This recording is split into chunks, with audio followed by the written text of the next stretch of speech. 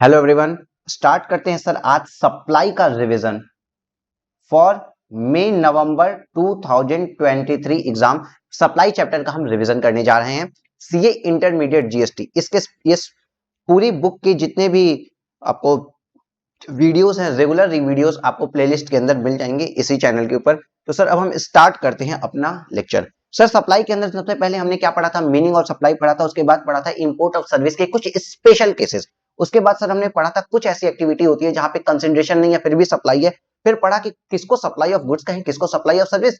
फिर पता चला कि सर शेड्यूल 3 कुछ चीजों को सप्लाई कहा ही नहीं जाता। बाद में हमने पढ़ा section number 8 concept of composite and mix supply. इसमें सर हमने कुछ डेफिनेशंस भी पढ़ी।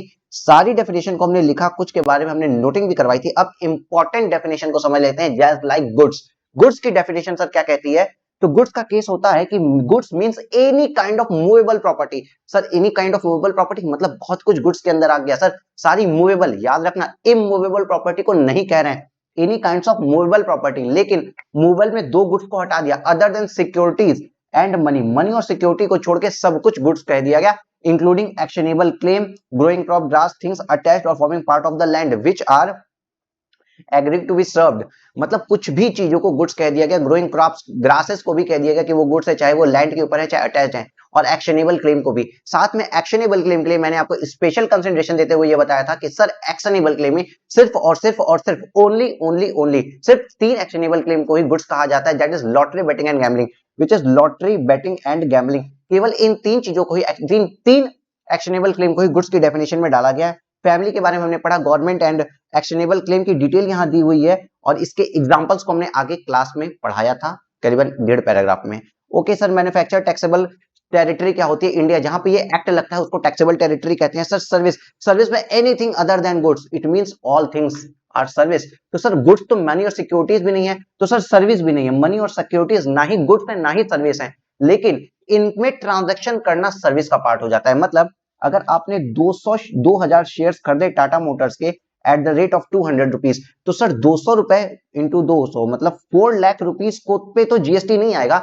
लेकिन इस शेयर को खरीदने के लिए अगर 20 रुपए की ब्रोकरेज पे की ना, तो जो सर्विस दी सिक्योरिटी को खरीदने के लिए, ये जीएसटी के अंदर आ जाता है। साथ ही साथ सर मैंने बोला कि मनी को सिक्योरिटी से बाहर किया गया है। मनी को सिक्योरिटी से बाहर किया, अज्यूम करिए कि $50 लेके आप आए, आज 100 रुपए डॉलर है, आपने 5000 रुपए लेके आप यहां से जा रहे हो, तो ये डॉलर दे के रुपया जो लिया है ना, डॉलर दे के जो रुपया लिया है, इसकी फैसिलिटी कराने के लिए किसी ने आपसे 100 रुपए चार्ज किए, तो 100 रुपया सप्लाई के अंदर आएगा और इस पे जीएसटी चार्ज किया जाएगा। इस 5000 पे जीएसटी चार्ज नहीं किया जाएगा। अगेन मनी और सिक्योरिटी, गुड्स और सप्लाई दोनों की मीनिंग से अलग है। लेकिन मनी और सिक्योरिटी में कोई सर्विस दी गई हो, मनी एक्सचेंज के लिए सर्विस दी हो या सिक्योरिटी की खरीद परचेज करने के लिए कोई ब्रोकरेज लगी हो, तो उस सर्विस के अंदर सर्विस को सप्लाई कहा जाएगा और वहां पे जीएसटी की बात आ जाएगी।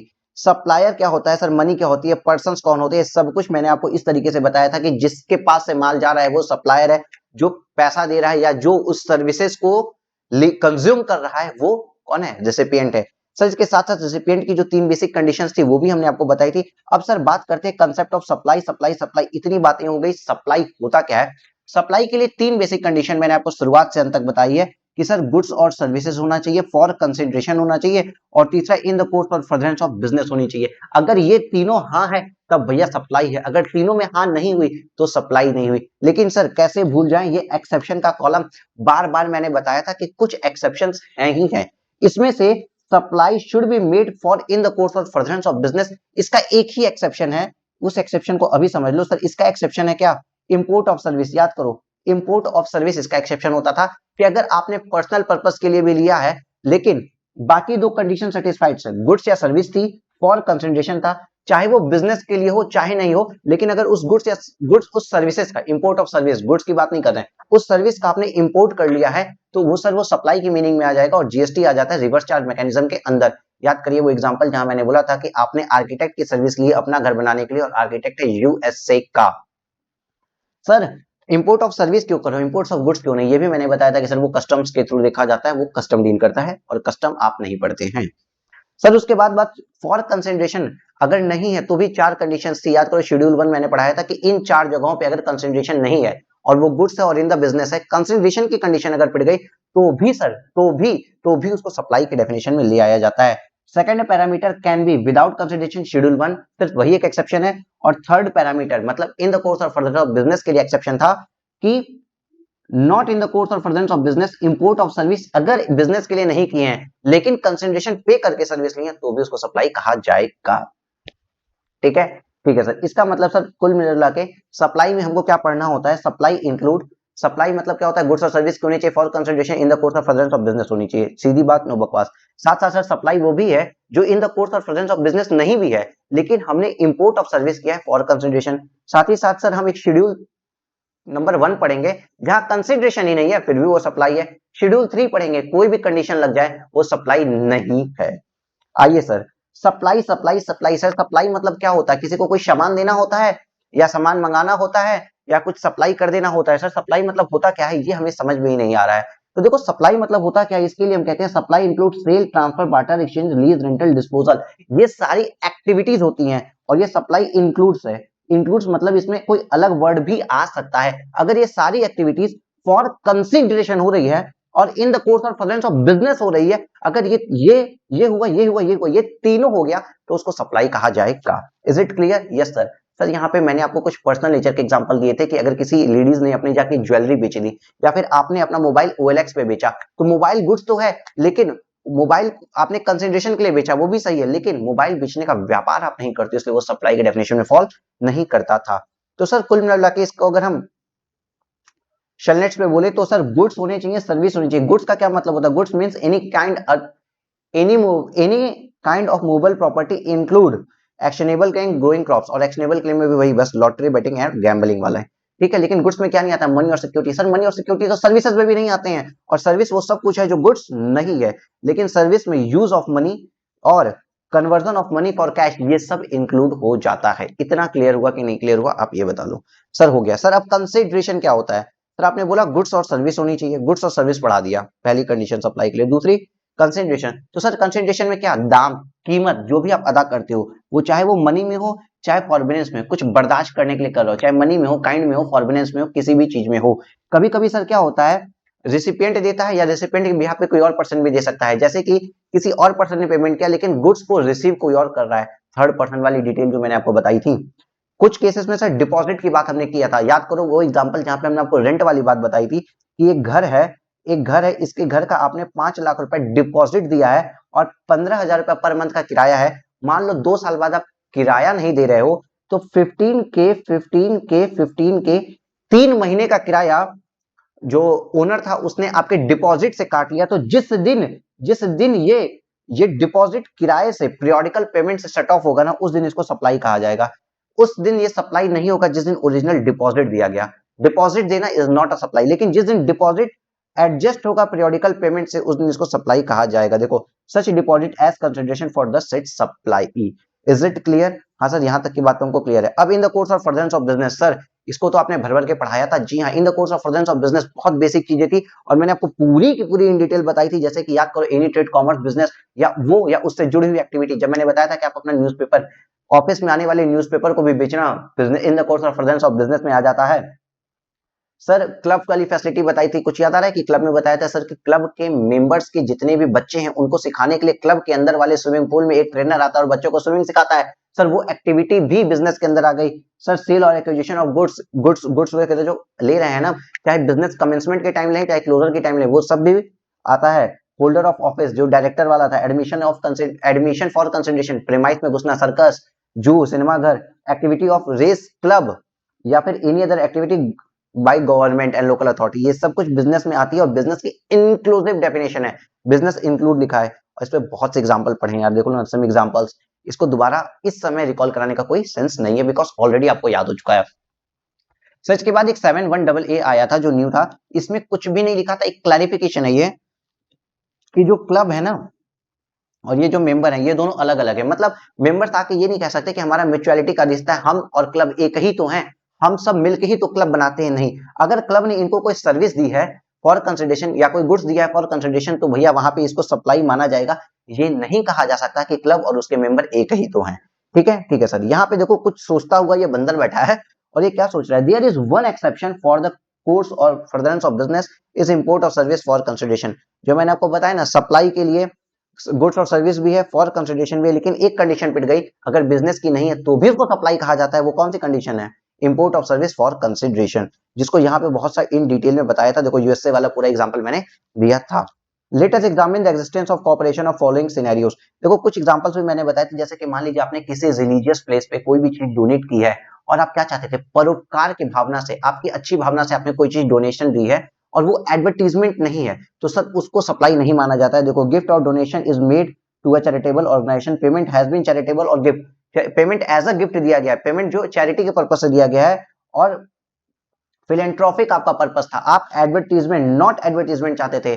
जैसे मान लीजिए आपने कमरा बनवा दिया तो यहाँ पे लिखा कि स्मृति में श्री राजू श्रीवास्तव जी, ठीक है, ऐसा उन्होंने लिख दिया है, बट उससे आपका बिजनेस तो नहीं है। राजू श्रीवास्तव 50 लोग हैं, आपका बिजनेस एडवर्टाइज नहीं हुआ, तो सर वहां पे क्या हो गया, ये ओके कोई बात नहीं, चलो ये ठीक है, ये सप्लाई नहीं है। लेकिन वहां पे लिख दिया गया राजू इंडस्ट्रीज प्राइवेट लिमिटेड, तो वो सप्लाई हो गया, क्योंकि वहां पे एडवर्टीजमेंट आ गया, ठीक है, यहाँ पे सप्लाई नहीं था। इन सब चीजों को हम लोग बहुत डिटेल में ऑलरेडी पढ़ चुके हैं। सिनेरियो 2 भी हमने पढ़ा था कि आर्ट गैलरी से, आर्ट, अगर आर्टिस्ट ने आर्ट गैलरी में सप्लाई किया है तो सर आर्टिस्ट जब आर्ट गैलरी में सप्लाई करता है तो सर वहां पे सप्लाई नहीं होता है, लेकिन आर्ट गैलरी से जब कस्टमर को पेंटिंग जाती है तो सर वहां पे सप्लाई होता है। पूरी डिटेल हमने पढ़ी थी, ठीक है। ठीक है सर जी, अब पढ़ते हैं sir, any transaction involving supply of goods and service without consideration is not a supply unless deemed to be the supply for consideration. मतलब जो 3 कंडीशन हमने पढ़ी थी, पहला गुड्स और सर्विस होना चाहिए, दूसरा कंसिडरेशन होना चाहिए, तीसरा इन द कोर्स और फर्दरेंस ऑफ बिजनेस होना चाहिए। अगर इसमें गुड्स और सर्विस है और फॉर द बिजनेस है, लेकिन कंसिडरेशन की कंडीशन पिट गई, तो भी शेड्यूल 1 कहता है कि 4 ऐसी बातें हैं कि इसको तब भी हम सप्लाई कहेंगे। वो 4 बातें कौन सी हैं? पहली बात तो परमानेंट ट्रांसफर और disposal of business asset, supply of goods और सर्विस और पार्ट बिटवीन रिलेटेड पर्सन और डीम्ड डिस्टिंक्ट पर्सन या distinct person, establishment of distinct person, ये सब हमने पूरा पढ़ा था। सप्लाई ऑफ गुड्स, एजेंट और प्रिंसिपल वाली सर्विसेज के बारे में बात कर रहा है यहाँ पे। ये 7(1)(c) में याद करो, कहाँ गया 7(1)(c) सर, यहाँ पे जो हम लोगों ने पढ़ा था, real instance of the activity of transportation, हमने क्या बताया था, ओल्ड फर्नीचर को उठा के फेंक दिए थे हम, या कोई मेरा डेड स्टॉक था, ब्रेक आइटम हो गया, या यूजलेस कंप्यूटर्स को हमने ऑब्सोलेट करके कबाड़ वाले को ऐसे ही दे दिया बिना कंसिडरेशन के। एग्जाम्पल याद करना, हमने क्या बताया था कि अगर आपका कंप्यूटर यूजलेस हो गया और आप उसको बेचते नहीं हो, उठा के बस ऐसे फेंक देते हो, अगर आपने परमानेंट ट्रांसफर या डिस्पोजल ऑफ बिजनेस असेट भी किया ना, वो बिजनेस असेट जिसपे आपने आईटीसी लिया था, तो क्या हो जाएगा, अगर आपने आईटीसी लिया है तो अगर उसको आपने परमानेंट ट्रांसफर कर दिया तो भी उसको सप्लाई कहा जाएगा। क्लियर हो रहा होगा। यहाँ पे मैंने कार का एग्जांपल लिया कि कार जो है 17(5) के अंदर ब्लॉक क्रेडिट के अंदर आती है, तो कार के ऊपर ये कंडीशन नहीं लगती। बहुत डिटेल में इसके ऊपर हम लोग ऑलरेडी बहुत ज्यादा बात कर चुके हैं। फिर बात आई थी sir supply between related person और डिस्टिंक्ट पर्सन। डिस्टिंक्ट पर्सन क्या था, under same pan different states में अगर रजिस्टर्ड है, अंडर सेम पैन, इधर याद करो, under same pan different states में अगर हम लोग रजिस्टर्ड है तो हम लोग डिस्टिंक्ट पर्सन कहलाते थे। लेकिन एक बात बताओ, अगर हम, मेरी एक ब्रांच यूएसए में रजिस्टर्ड है तो क्या होगा, इस्टेब्लिशमेंट कहलाएगी, ओन इस्टेब्लिशमेंट कहलाती है वो चीज, ठीक है, क्योंकि यूएसए के अंदर उसका सेम पैन के अंदर रजिस्ट्रेशन होना पॉसिबल नहीं है, पैन भारत का लगता है। सर इसके अंदर एक बात और याद कर लो, जब मैंने आपको इसका एक लॉजिक दिया था कि स्टेट अलग हो जाता है तो क्रेडिट को पास करना होता है। यूपी के मेरे दूसरी ब्रांच में अगर है, वो भले ही रजिस्टर्ड है, लेकिन वहां पे क्रेडिट पास ऑन करने की उतनी नीड नहीं पड़ती है जितनी नीड हमको पड़ेगी क्या, बाहर के किसी दूसरे एमपी की स्टेट में पास करने की क्रेडिट, क्योंकि स्टेट वाइड क्रेडिट होता है ना, यूपी जीएसटी अलग होता है और एमपी जीएसटी अलग होता है, तो क्रेडिट पास करने के लिए इस रूल को बनाया गया था, जिसमें हमने रिलेटेड पर्सन क्या होते हैं ये सब कुछ पढ़ाया था। साथ में हमने ये बताया था एम्प्लॉयर और एम्प्लॉय भी रिलेटेड पर्सन होते हैं, जहां पे एम्प्लॉयर और एम्प्लॉय का जो रिश्ता होता है वो रिलेटेड होने के बावजूद एम्प्लॉयर और एम्प्लॉय को शेड्यूल 3 के अंदर भी डाल दिया गया है। अब आप लोग पढ़ चुके हो इसलिए आपको रिकॉल हो जाएगा। शेड्यूल 3 के अंदर भी डाल दिया गया और ये भी बोला गया कि 50,000 रुपए तक का गिफ्ट पे कोई भी तरह की सप्लाई नहीं मानी जाएगी। और in the course of employment, as per terms of employment, कोई भी पैसा अगर एम्प्लॉयर एम्प्लॉय को देता है तो उसके ऊपर भी जीएसटी की बात नहीं की जाएगी।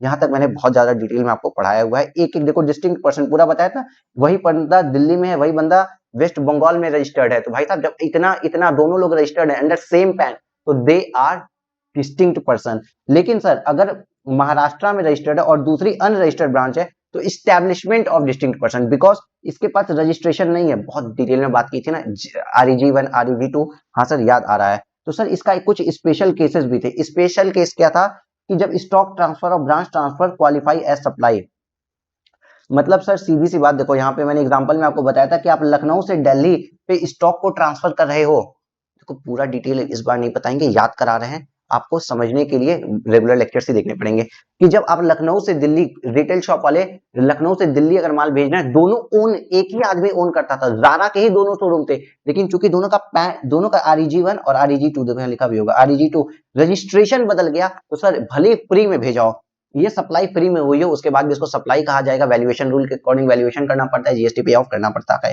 क्वेश्चन यहाँ पे मैंने आपको एक चीज बताई थी कि stock transfer not a supply, अगर लखनऊ फैक्ट्री से कानपुर फैक्ट्री, भाई दोनों सेम स्टेट में है तो भैया इसको सप्लाई मत कहो, कोई कहने की जरूरत नहीं है। सीधी बात के अंदर मैंने आपको कुछ लाइनें लिखवाई थी कि अगर रजिस्ट्रेशन 1 रजिस्ट्रेशन 2 दो रजिस्ट्रेशन है और different registration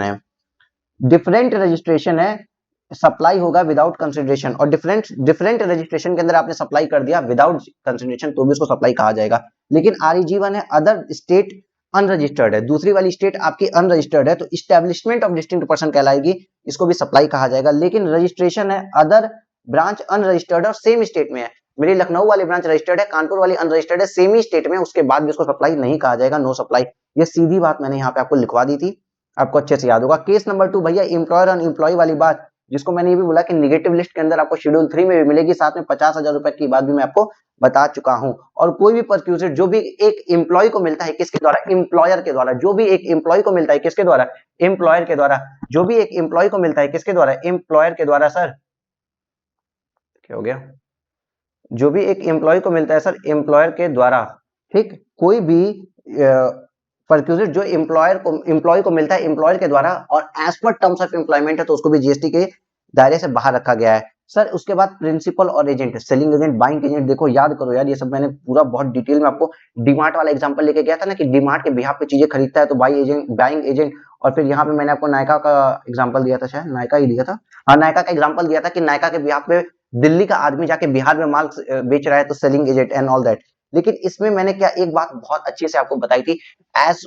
for para 3 schedule 1, agent बोले तो वो आदमी जो बोलो एजेंट बोले तो वो आदमी जो ओन इनवॉइस देता है। देखो याद करो, invoice for further supply of customer to be issued on agents name, own invoice. Caution का मामला है बॉस, कॉशन का मामला है, whether the invoice is issued by the agent to the customer in the name of principal, मतलब principal के name पे अगर इनवॉइस दी थी तो भाई वो ये वाला एजेंट नहीं कहा जाएगा। देखो इतनी डिटेल में हर जगह बारीकियों को समझाए थे, अगर ये डायग्राम्स आप बनाए हो तो आपको चीजें याद रह जाएगी। और सर सबसे ऊपर मैंने एक सीधी बात नो बकवास कही है, supply of goods between principal and agent without consideration भी होगा। ये देखो यहाँ भी एक डायग्राम बना के मैंने चीजें समझाई थी, अब दोबारा नहीं बताएंगे। प्रिंसिपल और एजेंट के बीच में विदाउट कंसिडरेशन भी जा रहा है ना तो उसको सप्लाई कहेंगे। लेकिन एजेंट कौन सा, वो वाला एजेंट जो ओन इनवॉइस देता है, मतलब एजेंट होना चाहिए, गुड्स की बात होनी चाहिए और invoice in the name of agent होना चाहिए। और ये चीज एजेंट ओनली फॉर गुड्स होता है, देखो यहाँ पे लिखा है ओनली फॉर गुड्स होता है। एजेंट और प्रिंसिपल का रिश्ता ओनली फॉर गुड्स हम देखते हैं, फॉर द सर्विस नहीं देखते हैं। उसी तरीके से इंपोर्ट ऑफ सर्विस ओनली हम देखते थे, गुड्स की केस में नहीं देखते थे। यहाँ तक की बात क्लियर है। यहाँ पे कुछ एग्जांपल्स हैं जो शायद आपको याद होंगे, मैंने आपको अच्छे से पढ़ाए थे। सर इसी में एक क्लैरिफिकेशन आई थी डीसीए के लिए, वो बहुत मोटा वाला, देखो मोटा वाला एजेंट डीसीए के ऊपर पूरी डिटेल्स हमने बताई थी कि सर डीसीए कौन होता है, क्या होता है, वो सब चीज मैंने आपको बता चुकी थी। लेकिन इसलिए मैंने बोला था कि अगर डीसीए ने इसको पेमेंट करता है, डीसीए इसको पेमेंट करता है और डीसीए क्या करता है, आपको लोन देता है, तो लोन देता है और इंटरेस्ट लेता है, वहां पे जीएसटी की बात नहीं आएगी। लेकिन डीसीए ही अगर अपनी इनवॉइस देता है और डीसीए आपसे क्रेडिट फैसिलिटी आपको देता है तो सर जो क्रेडिट फैसिलिटी उसने दी उसके ऊपर इंटरेस्ट की बात की जाएगी। ये बड़ा लंबा लेक्चर था अपना, पूरी डिटेल आपको यूट्यूब पे पढ़ी, याद रखना। जो भी बच्चों ने क्लास किया उनको याद आ जाएगा कि लोन फैसिलिटी अगर डीसीए ने दी तो सर वो एक सेपरेट ट्रांजेक्शन होता है, वहां पे जीएसटी की बात नहीं की जाती, लेकिन उसको सप्लाई की डेफिनेशन से बाहर रखा गया है। लेकिन अगर वो क्रेडिट फैसिलिटी देता है तो सर वहां पे जीएसटी की बात की जाएगी। Is it clear? हाँ सर क्लियर है। अब बात करते हैं इंपोर्टेशन ऑफ सर्विस के बारे में। इंपोर्ट ऑफ सर्विस आपने किया विदाउट कंसिडरेशन। देखो वो वाली जो सर्विस थी ना, import of service for consideration, चाहे वो बिजनेस के लिए हो चाहे ना हो, वो एक अलग आपका एक्सेप्शन था। ये वाला एक्सेप्शन आपसे क्या कहता है कि सर इंपोर्ट ऑफ सर्विस आपने किया है, इंपोर्ट ऑफ सर्विस सर आपने किया है, लेकिन सर इंपोर्ट ऑफ सर्विस आपने क्यों किया है,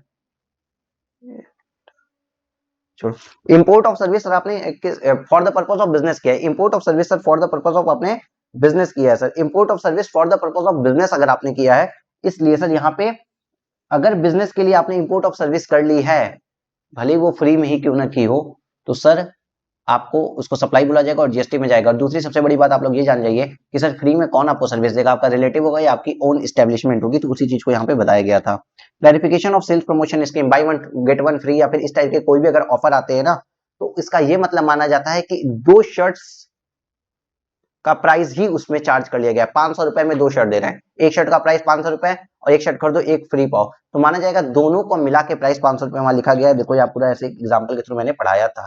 तो शेड्यूल 1 में हमने कर लिया है, एक बार आप इसको रिवाइज करिए और मैं पानी पी लेता हूं। चलो सर जल्दी जल्दी अब आते हैं सर, इस चीज को हम लोग पढ़ लेते हैं। क्या है sir schedule number, sir DCA भी हमने पढ़ लिया था। Schedule number 2 sir supply of goods क्या होता है, सप्लाई ऑफ सर्विसेज क्या होता है। सर सप्लाई ऑफ गुड्स क्या होता है, ट्रांसफर। सर गुड्स अगर किसी को दे रहा हो ना, सर ये वाटर बॉटल मैंने उठा के किसी को दे दी तो sir that is supply of goods, बात खत्म हो गई। सर मैंने किसी को सप्लाई ऑफ सर्विस, मैंने किसी को रेंटिंग की सर्विसेज दी है, that is supply of service. So supply of goods और supply of service very very easy topic, आप लोगों ने एक ही बार में पढ़ा था, आप लोगों को सबको समझ में आ गया था। याद करो टेनेंट टेनेंट वाला कुछ एग्जांपल मैंने दिया था, साथ में एक टेनेंसी का बहुत इंपॉर्टेंट सर्कुलर था कि टेनेंसी प्रीमियम, टेनेंसी राइट के लिए जो हम लोग देते हैं, किसी प्रॉपर्टी पे अगर 20 साल तक कोई आदमी रह जाता है उसका टेनेंसी राइट आ जाता है। अब वो आदमी, वो जो टेनेंट था ना, वो खुद ही वो प्रॉपर्टी छोड़ने के लिए कुछ टेनेंसी प्रीमियम अगर चार्ज करता है, कहता है ठीक है मैं इस जगह को खाली करने को तैयार हूँ, मुझे 15 लाख रुपए दे दो, और 15 लाख रुपए रिसीव करके किसी दूसरे बंदे को प्रॉपर्टी को किराए पे रहने के लिए अवेलेबल करा देता है, तो 15 लाख रुपए क्या होंगे सर, वो सप्लाई और सर्विस कहा जाएगा। यहाँ पे एक आती थी बात कि भाई प्रॉपर्टी ट्रांसफर होती है तो स्टैंप ड्यूटी तो लगती ही लगती है, लेकिन इससे कोई मतलब नहीं है। उसके बाद इसको क्या कहा जाएगा, transfer of tenancy right, liable to GST, और इसको क्या कहते हैं, सप्लाई ऑफ सर्विस कहते हैं। सप्लाई ऑफ क्या कहते हैं, सर्विस कहते हैं। ठीक है, स्टूडेंट नोट्स में आपने बहुत कुछ यहाँ पे लिखवाया गया था आपको। अब बात आती है सर शेड्यूल नंबर 3 के, that is negative list. Negative list बोले तो जो कि सप्लाई है ही नहीं। कौन सी सप्लाई नहीं है सर, इसमें हम केवल 10 बातें पढ़ने वाले थे सर, 10 बातें पढ़ने वाले थे, जिसमें से 6 बातें थी शेड्यूल नंबर 3 की ही, 2 बातें थी कुछ नोटिफिकेशन की और 2 बातें थी क्लैरिफिकेशन की, जो कि बहुत ही ज्यादा इजी है सर, बहुत ज्यादा इजी है। तो सर वो 6 बातें बता दो ना, जो शेड्यूल 3 की थी वो 6 बातें क्या है सर। वो 6 बातें हैं कि supply of service by employer to employee जो भी सर्विसेज जाती हैं सर, एम्प्लॉयर टू एम्प्लॉय को जो भी चीजें हैं वो क्या होगी, उसके ऊपर लाइबल टू जीएसटी नहीं होता है। एम्प्लॉय टू एम्प्लॉय कोई भी चीज लाइबल टू जीएसटी नहीं है। Is it clear, yes sir clear है। एम्प्लॉयर और एम्प्लॉय के बीच में कोई भी चीज लाइबल टू जीएसटी नहीं है। उसके अलावा सर हमने कोर्ट वगैरह की बात पढ़ी थी, कोर्ट ट्रिब्यूनल में जो भी फीस हम देते हैं ना, या कोर्ट की सर्विसेज सप्लाई के अंदर नहीं आती, वो सप्लाई से बाहर होती है, उसको सप्लाई नहीं कहा जाता है। एम्प्लॉयर और एम्प्लॉय के बीच की बात सप्लाई नहीं है, कोर्ट की बात सप्लाई नहीं है, लेकिन आर्बिट्रल ट्रिब्यूनल जहाँ पे आर्बिट्रेशन की बात होती है वो लाइबल टू जीएसटी होता है। ठीक है, उसके बाद सर तीसरी म्युनिसिपैलिटी की, म्युनिसिपैलिटी तो नहीं है, member of local authority, panchayat, CM PM, इन सबों की डिटेल हमने बताई थी, या कॉन्स्टिट्यूशनल पोस्ट के बारे में हमने बात की थी, जैसे कि इलेक्शन कमीशन का chairman and all that I थी बात। Duty perform by any person holder of the person of the office, duty perform by any person chairperson, ये सब चीजें मैंने बताई थी ना। ये 3 लोग हो गए, कुछ याद आ रहा होगा, पूरा एग्जाम्पल यहाँ पे हमने पढ़ाया था, ये देखो पूरे एग्जाम्पल्स पढ़ाए थे। ये 3 लोग हो गए, मतलब एम्प्लॉयर एम्प्लॉय हो गए सर। उसके अलावा सर आपने एम्प्लॉयर एम्प्लॉय बता दिया, दूसरा आपने हमको ये बताया था कि कोर्ट वाली बात, लेकिन आर्बिट्रल ट्रिब्यूनल को सप्लाई कहेंगे। तीसरा ये constitutional MP MLA CM CMA वाली बात आपने बताई थी। चौथी बात सर आपने बताई थी फ्यूनरल ब्यूरल क्रिमिनल नहीं क्रिमिटोरियम, फ्यूनरल ब्यूरल क्रिमिटोरियम और मॉर्चरी की सर्विसेज, मतलब अगर किसी को मरने के उपरांत जो शमशान घाट पे सेवाएं मिलती हैं उसको सप्लाई नहीं कहा जाता है, इंक्लूडिंग डिसीज डेड बॉडी को शमशान घाट तक ले जाने के लिए अगर आपने कोई गाड़ी की है तो उस गाड़ी के किराए के ऊपर भी जीएसटी की बात नहीं की जाएगी।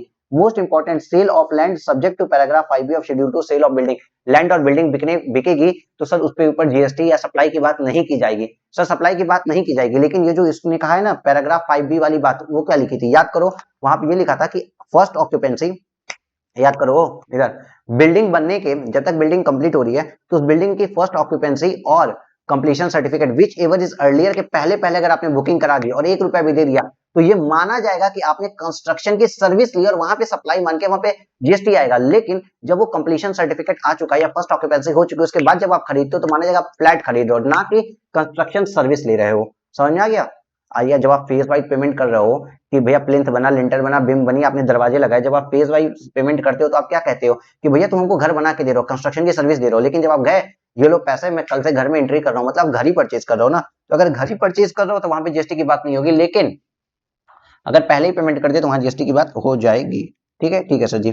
और उसके बाद इन्होंने बोला एक्शनेबल क्लेम को भी सप्लाई नहीं कहा जाएगा। सर आपने बोला था एक्शनेबल क्लेम तो गुड्स हैं, तो उसको ये बोल दिया सप्लाई नहीं कहा जाएगा मतलब, लेकिन देखो actionable claim other than lottery betting and gambling, मतलब लॉटरी बेटिंग और गैम्बलिंग को छोड़ के बाकी किसी को सप्लाई नहीं कहा जाएगा। जैसे बिल ऑफ एक्सचेंज हो गए, रेंट एरिया रेंट का जो क्लेम आप कर सकते हो, कोई भी क्लेम, डेटर वाले क्लेम, कोई भी क्लेम जो आप कर सकते हो ना, वो सब तो एक्शनेबल क्लेम होते हैं। तो उन सबों को सप्लाई की डेफिनेशन से बाहर कर दिया, लेकिन बेटिंग, लॉटरी बेटिंग और गैम्बलिंग को सप्लाई कहा गया है। और इसकी डिटेल देखो यहाँ पे लिखी होगी कि इन चीजों को सर ये एक्शनेबल क्लेम है जिसको बाहर किया गया। बहुत इजी था, आज स्टूडेंट नोट के अंदर आपने बहुत सी बातें लिख भी ली होगी। अब सर कुछ नोटिफिकेशन के थ्रू बोला गया कि जिसको सप्लाई नहीं कहा जाएगा, वो उसमें क्या था, alcoholic liquor for human consumption का जो लाइसेंस दिए थे उसको सर हम सप्लाई नहीं मानते हैं। और साथ ही साथ जो कि याद रखना 243G और 243W, 243 और 243W की सर्विसेज को सप्लाई नहीं कहा जाता है। मैंने बोला था ये सेक्शन याद रखने के लिए, ठीक है सर। मतलब आपने हमको शेड्यूल 3 की 6 चीजें बता दी। शेड्यूल 3 की 6 चीजें क्या थी सर? सर एम्प्लॉयर एम्प्लॉय वाली बात थी सर, कॉन्स्टिट्यूशनल पोस्ट वगैरह वाली बात आपने बताई थी, सीएम ईएम वगैरह। हाँ सर। सर तीसरी बात आपने हमें बताई थी, तीसरी बात सर आपने अपने फ्यूनरल ब्यूरल क्रेमेटोरियम वगैरह बात बताई थी, इंक्लूडिंग डिसीज्ड बॉडी को का जो हम लेके जाते हैं वो भी आपने हमें बता दी सर। चौथी बात आपने हमें क्या बताई थी? कोर्ट वाली बात बताई थी, लेकिन आर्बिट्रल ट्रिब्यूनल की फीस उसमें सर टैक्सेबल होगी। पांचवी सर लैंड एंड बिल्डिंग बताई। छठवीं एक्शनेबल क्लेम बताई। दो बातें आपने हमें नोटिफिकेशन की क्या बता दी सर? दो बातें नोटिफिकेशन वाली बता दी, अल्कोहलिक लिकर का लाइसेंस, और दूसरा बता दी 243W और 243G की सर्विसेज को सप्लाई नहीं कहते हैं। अब सर दो चीजें आ गई क्लैरिफिकेशन के ऊपर। क्लैरिफिकेशन में क्या था कि देखो अगर गति ट्रांसपोर्ट्स वाले ने, चलो टाटा मोटर्स को समझो, टाटा मोटर्स ने अपने ही ट्रक में अपनी गाड़ियां एक सर्विस सेंटर से दूसरे सर्विस सेंटर में भेजी है, तो गाड़ी उठा के एक गाड़ी से दूसरी गाड़ी में, याद करो मैंने एग्जांपल में बताया था कि ये व्हीकल भी तो जा रही है। इस गुड्स को तो हमने बोल दिया कि सर सप्लाई ऑफ गुड्स अगर होगा, डिस्टिंक्ट पर्सन को सप्लाई ऑफ गुड्स अगर हम करते हैं तो सर वहां पे क्या माना जाएगा? इसको सप्लाई मान लिया जाएगा। मतलब यूपी से अगर ये एमपी गया तो मान लेंगे कि सप्लाई ऑफ गुड्स हो गया। लेकिन सर गुड्स चल के तो नहीं जाएंगे, वो किसी गाड़ी पे ऊपर जाते हैं,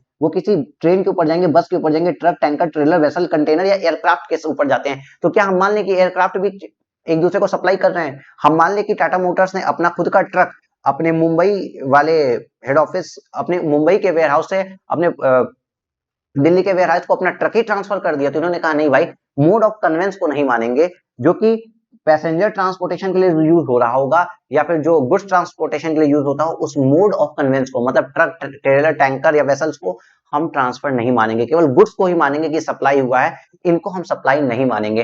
एज लाइक किसी, मान लीजिए कोई ट्रेवलर है, B&B ट्रेवलर्स, उस ट्रेवलर की पंजाब से जयपुर तक अगर बस गई है और उसी ट्रेवलर की है, तो क्या हम मान लें कि पंजाब ऑफिस उसने जयपुर ऑफिस को बस डीम्ड सप्लाई मान लें? हम नहीं मानेंगे, क्योंकि मोड ऑफ कन्वेंस को हम सप्लाई नहीं मानेंगे। याद करना, ये चीज मैंने बहुत एग्जांपल के साथ, लॉजिक के साथ आपको ऑलरेडी बताई हुई है।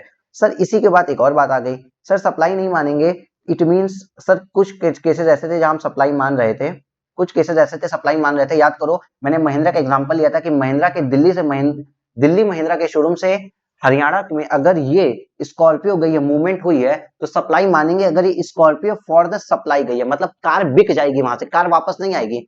इसके पहले का कंडीशन क्या था? ट्रक के अंदर माल रखा या गाड़ी के अंदर लोग बैठे और गए, लोग उतर गए, गाड़ी वापस आ गई, ट्रक का माल उतर गया, ट्रक वापस आ गई। यहाँ पे ऐसा नहीं हुआ, महिंद्रा की कार गई है, अब कार वहां गई और कार वहां से बिक जाएगी, तो जब कार वहां से बिक जाएगी तो इसको सप्लाई कहेंगे। सर एक कंडीशन है कि रिपेयर के केस में क्या होगा, याद करो मैंने बताया था कि ये यूपी की गाड़ी है, 5 लाख की गाड़ी दिल्ली गई बनने के लिए, क्योंकि यूपी में तो बन नहीं पा रही थी, तो दिल्ली में गई, दिल्ली से रिपेयर होने के बाद फिर यूपी में आ गई, लेकिन गाड़ी की कीमत 5 लाख। क्या सर 5 लाख रुपए को हम सप्लाई मान लें? मैंने बोला ना, मोड ऑफ कन्वेंस को तो नहीं मानते, लेकिन सर रिपेयर कॉस्ट भी तो थी, रिपेयर कॉस्ट 28,000 रुपए, तो 28,000 रुपए के ऊपर तो जीएसटी लगेगा ही लगेगा, liable to GST 3।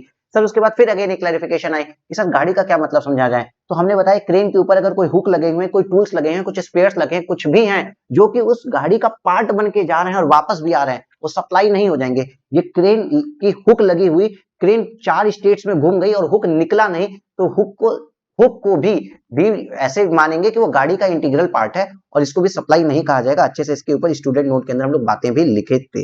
Is it clear? Is it clear?